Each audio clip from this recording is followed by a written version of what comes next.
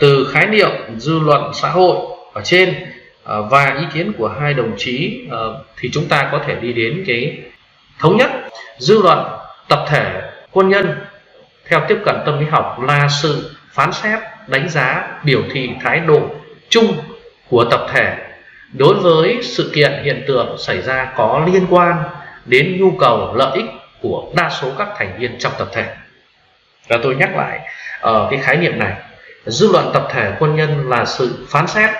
đánh giá, biểu thị thái độ chung của tập thể đối với các hiện tượng xảy ra có liên quan đến nhu cầu, lợi ích của đa số các thành viên trong tập thể.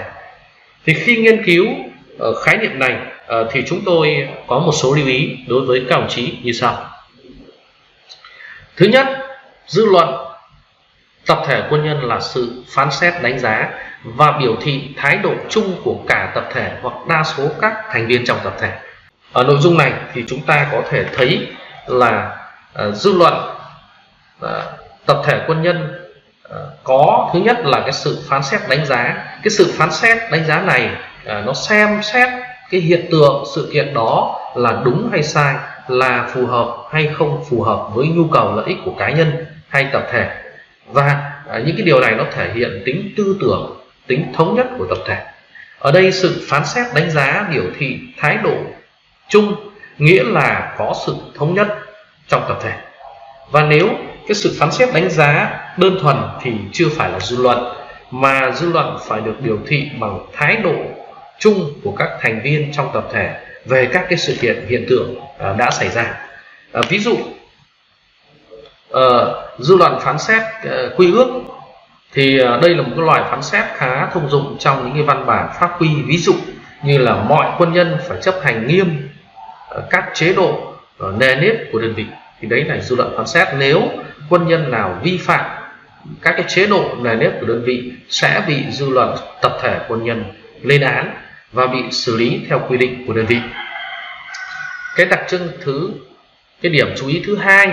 đó là dư luận xã hội, dư luận tập thể chỉ xảy ra khi những sự kiện, hiện tượng có liên quan đến nhu cầu, lợi ích của tập thể hoặc đa số các thành viên trong tập thể. Trong hoạt động sống hàng ngày thì luôn xảy ra các cái sự kiện, hiện tượng khác nhau, nhưng không phải cái sự kiện, hiện tượng nào cũng hình thành được dư luận tập thể.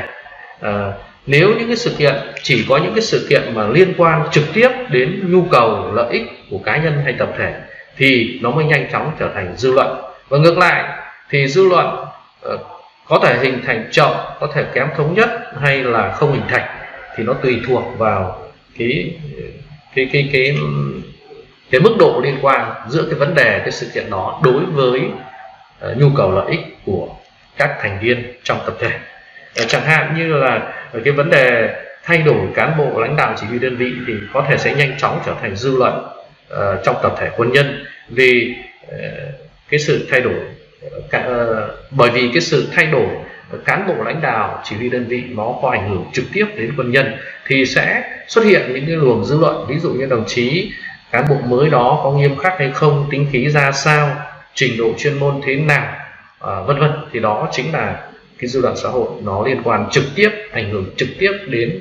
nhu cầu, quyền lợi của đội ngũ cán bộ, của đội ngũ của đội ngũ quân nhân. Thứ ba là dư luận tập thể là một hình thức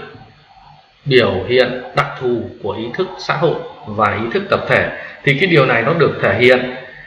đó là dư luận là cái sự kết hợp hữu cơ những cái yếu tố của hệ tư tưởng và tâm lý xã hội trong nội bộ tập thể quân nhân. Nó được biểu thị qua cái sự phán xét,